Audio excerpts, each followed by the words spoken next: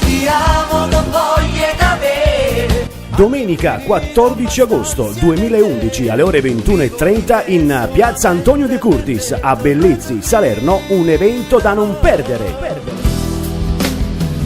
Tony Napolitano in concerto.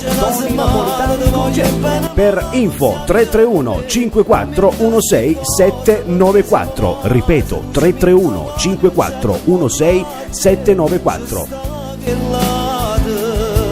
Management Arsenio Longo.